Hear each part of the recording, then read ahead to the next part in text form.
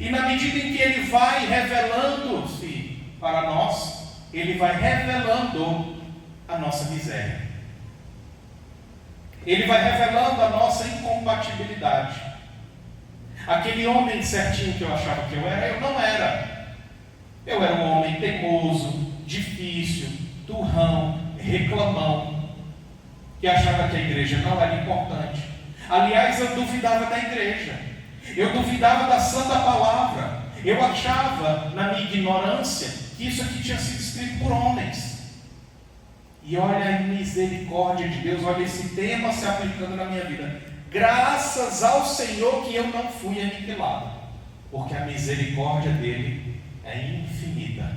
Merecer ser aniquilado eu merecia, de tão duro, tão teimoso, tão questionador que eu já fui. Graças à misericórdia dele que eu não fui aniquilado. E aí, a partir de todos esses questionamentos, ele foi me atraindo para ele, por meio de algumas respostas, por meio de algumas pregações que ele colocava. Às vezes a pregação até me incomodava, e eu não sabia por que a pregação me incomodava, porque estava falando verdades que eu não queria aceitar, porque o pregador estava denunciando mentiras que havia na minha mente, no meu coração, e eu não queria desconstrução daquilo, porque demolir um prédio que está pronto dá trabalho, puxa dinheiro e causa muito barulho. Não é assim? Vocês viram aquele hotel que estava ali no eixo monumental e foi demolido? Custa um bocado de dinheiro, faz um bocado de barulho, sobe um monte de poeira e depois fica aquele entulho ali, não fica? Na nossa conversão é exatamente a mesma coisa. Quando a gente ao longo da nossa vida vai edificando coisas inadequadas, vai aprendendo coisas inadequadas, lá na frente, para que Ele possa reinar em nossa vida, vai ter que demolir, desconstruir um conjunto de coisas. Dá trabalho, dói, é desconfortável, mas é extremamente necessário. E esse é o testemunho de conversão. Eu quero partilhar com você que Deus tem feito isso na minha vida, ao longo desses 11 anos, de modo enfático, dia a dia. Ainda tem um bocado de coisa para Ele me consertar. Ele ainda está numa peleja danada para me santificar. Mas hoje eu já entendo mais os processos que Ele vem utilizando na minha vida para tentar transformar esse homem duro, turrão, num homem manso, dócil, humilde, pequeno, que é o que agrada a Ele, irmãos. É um coração de criança, dócil, manso, que agrada o Senhor. Entende isso?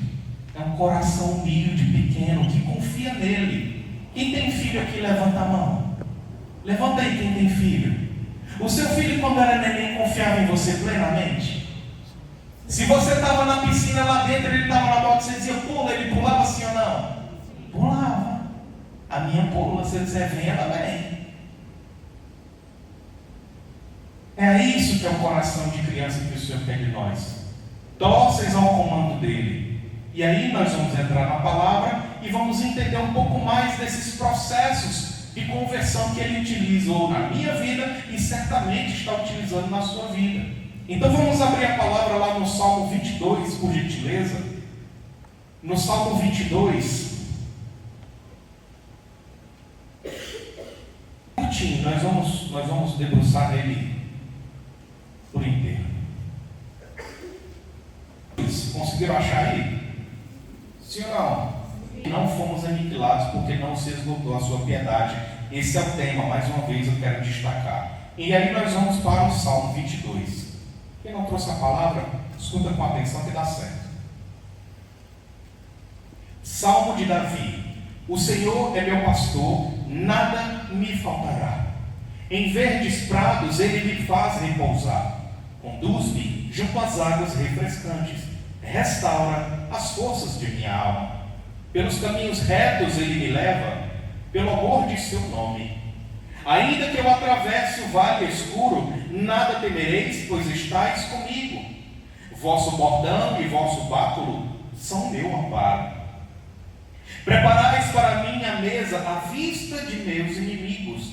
derramais o perfume sobre a minha cabeça e transborda a minha taça. A vossa bondade e misericórdia hão de seguir-me por todos os dias de minha vida, e habitarei na casa do Senhor por longos dias. Palavra do Senhor, graças a Deus. Irmão, eu quero destacar, começando aqui pelo verso 1, onde ele vai dizer, Salmo de Davi: o Senhor é meu pastor, nada me faltará. Eu quero traduzir, enquanto eu orava, me vinha um se na frente. Se o Senhor for meu pastor, nada me faltará. Se Ele de fato for meu pastor, irmãos, nada me faltará. Se Ele for pastor da sua vida, nada faltará. Mas um pastor tem um rebanho de ovelhas, não é isso? Todo pastor conduz um redil, um conjunto, um rebanho de, repete comigo, ovelhas. Ovelhas. Nós somos ovelhas do Senhor. Que tipo de ovelhas nós somos? Nós somos aquela ovelha que às vezes está perdida, foi-se embora, o redil está aqui, a ovelha, não, vamos embora, que está uma festa ali, eu vou embora, vai ter um carnaval, eu vou me pintar todinho, eu vou botar as purpurinas, eu vou botar não sei o que, eu vou botar uma micro-roupa, eu vou para Gandaia, eu vou para um bloquinho não sei o que, onde vai ter gente esquisita fazendo coisa errada. Eu sou a ovelha perdida? Ou será se eu sou a vida louca, aquela que não, eu ando na igreja, mas eu ando perto aqui da cerca, porque qualquer coisa eu vou para fora, mas eu volto. Aí eu vou para o mundo, aí depois eu volto. Eu sou vida louca, eu sou perigoso. Eu estou na dubiedade. Eu estou em cima do muro. Eu tenho uma vida perigosa. Eu tenho uma vida de mornidão. Que ovelha nós somos? O laicá? Ou não? Ou nós somos aquela ovelha dócil, mansa, pequena, humilde, que se deixa mesmo ser conduzida pelo Senhor? Então que tipo de ovelha nós somos? Ou será se nós nos achamos outro tipo de animal que não precisa ser conduzido pelo Senhor, por um pastor? Isso é muito importante para a gente avançar nessa reflexão, porque o nada me faltará está diretamente associado ao Senhor ser o nosso pastor. É quando Ele nos pastoreia, nos conduz, nos ama, cuida de nós, conforme foi muito colocado na condução. É quando isso acontece, é que não nos falta nada. No verso 2 ele vai dizer: em verdes prados Ele me faz repousar. Irmãos, enquanto a gente orava, o Senhor me mostrava que isso aqui é um verdadeiro jardim. Ele me mostrava enquanto eu orava aqui, que isso aqui é como se fosse assim, esses verdes prados, onde Ele vem nos visitar, para nos fazer repousar, para nos fazer descansar. Em verdes prados Ele me faz repousar. Conduz-me junto às águas refrescantes. Conduzir junto às águas refrescantes, me vinha em oração, Ele pegando em nossa mão, assim, né? Tem um mecanismo aqui que eu vou já partilhar com você. Ele vem nos conduzir pela beira da água. Então a ovelha tem sede, já está perto, é só esticar a cabeça e tomar água. Tem ali um peixinho, tal, aí tem tudo certinho ali, tudo perto, tudo na tranquilidade, tudo na serenidade. Restaura a força de minha alma. E aqui foi falado exatamente a visão que o Senhor deu, a moção que o Senhor deu, a revelação que Ele deu, é que tinha uma pessoa que chegou aqui com um sentimento de desistência, uma alma desfalecendo. A figura aqui que foi revelada aqui, uma alma feminina que estava aqui com um sentimento de morte. Mas o Senhor é aquele que vem restaurar as forças de minha alma, e pelos caminhos retos Ele me leva, por amor de seu nome. Verso 4: ainda que eu atravesse o vale escuro, nada temereis, pois Ele está comigo.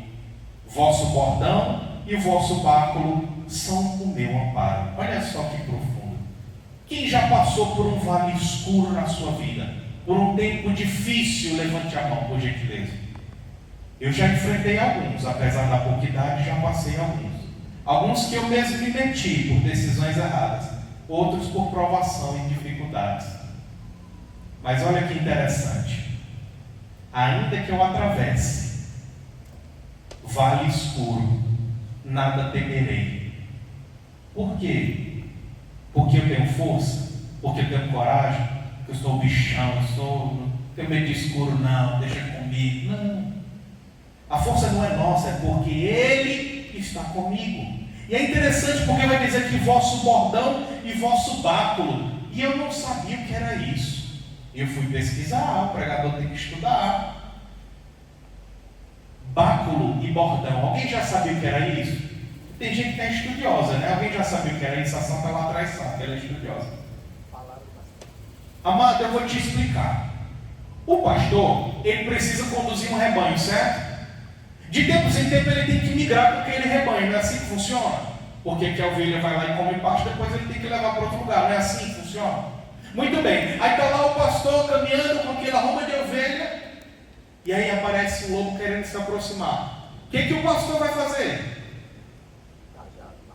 Ele vai sapecar a pancada na cabeça do lobo.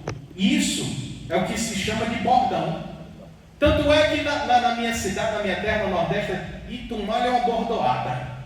Tu vai tomar uma bordoada, porque tu não está se comportando, menino. Então, bordão. E o báculo é aquele negócio que o bispo anda, sabe? Né? O arcebispo anda com báculo. Ele vai entrar no rebanho, ele vai entrar lá no meio do povo, lá na missa, ele vai entrar com báculo. É como se fosse um cajado que tem aquela curvinha. Já viram? Tem uma curvinha assim? Aquela curvinha é para puxar a ovelha pelo cangote. A ovelha está querendo sair, ela, ó, volta aqui. É tipo uma isca, ela vai puxa a danada pelas pernas, pelo pescoço. E assim é o pastor. Ele vai com um pau para dar na cabeça dos inimigos, e a ovelha, quando ela está querendo se distanciar, ele, ó, puxa. E foi exatamente isso que aconteceu comigo. Na minha conversão, eu vi a mão de Deus o tempo inteiro me trazendo, o tempo inteiro me conquistando, o tempo inteiro me atraindo. E eu tenho certeza que acontece exatamente o mesmo com você. Você veio aqui por um motivo, sim ou não? Sim. Às vezes é uma dor, às vezes é um sofrimento muito profundo, às vezes é um vazio, às vezes é uma alegria, a gente vem agradecer muitas vezes. Mas não importa o motivo, isso é o que está na nossa razão. Por detrás daquilo que está na nossa razão, por detrás daquilo que está no nosso consciente, é a providência de Deus o tempo inteiro nos conduzindo. E isso, muitas vezes a gente não se apercebe. E o problema de não se aperceber isso, é que a gente não vê a maravilha que Ele vai fazendo para nós. A gente não enxerga se a gente só olha para a razão, se a gente só olha para o que é palpável, a gente não percebe as maravilhas do Senhor. Quantas e quantas vezes a gente ia sofrer um acidente aqui, ele tá com o cajado, vem para cá, menino. Aí a gente vai para cá, ele tá com o cajado para cá e vai livrando a gente, assim vai conduzindo. Tantos livramentos, tantos milagres, tantas providências, tanto amor, tanto zelo, tanto carinho, tanta consolação. O tempo inteiro Ele faz como um bom pastor que é. E às vezes a gente não vê, porque está com a cabeça onde? Só Jesus sabe onde está a nossa cabeça. E porque a gente não está com a cabeça e com o olhar voltado a Ele, a gente não vê as maravilhas que Ele está realizando. Se o nosso olhar está voltado para o mundo, a gente vai enxergar a treva do mundo, o vazio que o mundo oferece, a gente não vai louvar o Senhor. A gente não vai ter uma vida alegre verdadeiramente. Mas quando a gente olha para Ele, caminha com Ele, se deixa ser conduzido por Ele, acontece isso na nossa vida. Ainda que eu atravesse o vale escuro, nada temereis, pois estáis comigo. Vosso bordão e vosso báculo são o meu amparo. Então, preparais para mim a mesa à vista de meus inimigos. Irmão, por acaso você tem na sua vida alguém que não gosta de você, que você sabe que não vai muito com sua cara? Eu acho que quando a pessoa passa dos 35, ela já percebe que às vezes tem uns que não vai muito com ela, né? A gente tenta ser amigo, sociável, a gente tenta ser cristão, a gente tenta sorrir, mas às vezes a pessoa não está afim com você, né? Então eu vou chamar esse aqui de inimigo, tá bom? Para fins de entendimento da palavra, tá? Ainda que não seja de fato um inimigo. Mas observa o que o Senhor faz ao cuidar da gente. Ele prepara para mim a mesa à vista de meus inimigos. Ele derrama o óleo, Ele derrama o perfume, Ele derrama a unção sobre a minha cabeça e faz a minha taça, o meu cálice transbordar. Isso é cuidado, isso é carinho. É como o filho pródigo que retorna todo sujo para a casa de seu pai. E como é que o pai recebe? Vai abraçar ele sujo, mesmo sujo, e daí dá vestes novas. Assim é o Senhor conosco. Ele quer nos dar vestes novas. Ele quer que a gente permaneça nele para derramar sobre nossa cabeça o perfume, o zelo, cuidado, carinho. E sim, nos gloriarmos nele. Ele vai nos honrar, Ele vai nos justificar, não só na vida eterna, mas aqui também Ele vai nos honrando, Ele vai nos conceder alegrias aqui também, porque Ele é Pai maravilhoso. E no 6 vai dizer: a vossa bondade e misericórdia hão de seguir-me, e por todos os dias da minha vida, e habitarei na casa do Senhor por longos dias. E aqui, amado, sela esse percurso que Ele faz em nossa vida. Ele vem, nos atrai, nos faz voltar para o redil como filho pródigo. Ele vai ao nosso resgate e nos faz voltar para o redil. Por meio dos mistérios dele, Ele vai fazendo a gente abrir o coração, da forma que só Ele sabe acessar nossa mente e nosso coração. Ele vai adentrando a nossa vida, Ele vai semeando a sua palavra, Ele vai trazendo a verdade, e a verdade nos modifica. Quando a gente vai ficando mais perto dele, sendo Ele a verdade, a mentira vai sair. A gente cantou agora há pouco: Espírito da verdade, ouça a minha voz, não é assim? Quando a gente clama o Espírito Santo, o Espírito de Deus, que é a verdade, que é a pureza, que é o amor, luz, a treva sai. Toda a treva do nosso coração, da nossa mente, sai imediatamente quando verdadeiramente a gente pede: vem, Espírito Santo. E Ele vem, e essa treva sai. Eu me lembro, irmãos, que no dia do batismo do Espírito Santo, no meu batismo, eu senti dois sentimentos muito conflitantes. O Senhor me revelou toda a lama que havia em mim. O Senhor revelou toda a miséria que havia em mim. E ao mesmo tempo Ele colocou amor. Mas eu te amo. Mas eu te amo. Isso, e você é isso aqui, ó. E Ele me mostrava quem eu era por dentro. Toda a dificuldade, toda a lama, toda a miséria, todo o egoísmo, todo o individualismo, mas ao mesmo tempo Ele revelava o amor dele dentro de mim. Não é uma revelação teórica, como eu digo para você: Jesus te ama. Ouvir isso é uma coisa, sentir isso é totalmente diferente. Essa efusão do Espírito, essa manifestação, essa plenificação do Espírito que habita em nós, no qual nós podemos sentir Deus, o próprio Deus dentro de nós, é a essa experiência que nós chamamos batismo do Espírito Santo, ou efusão do Espírito Santo. É a experiência íntima com Deus que você pode ter na sua vida, e que fará toda a diferença nela, porque fez na minha, e faz a diferença na vida de todo mundo que experimenta isso.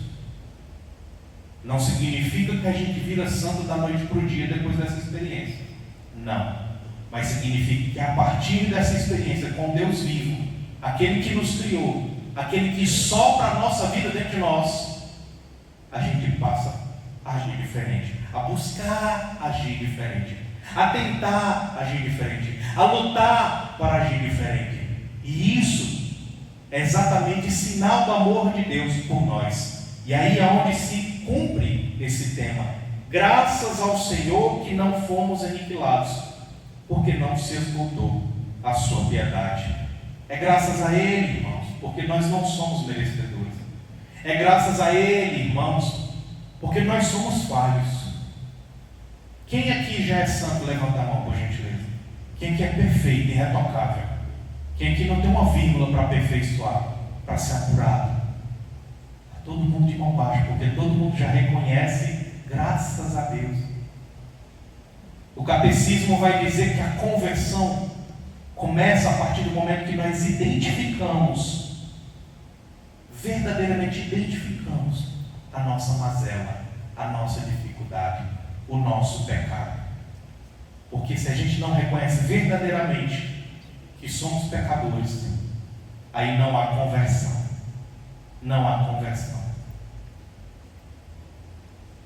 A chave dessa pregação, amado irmão, amada irmã, é nós entendermos de vez que é a misericórdia de Deus, que realmente é a grande graça, o grande benefício, é o grande presente que nós recebemos dele diariamente. Porque se ele fosse apenas justo, a gente estava perdido. Se Deus fosse agir com a gente como olho por olho, dente por dente, nós estaríamos perdidos.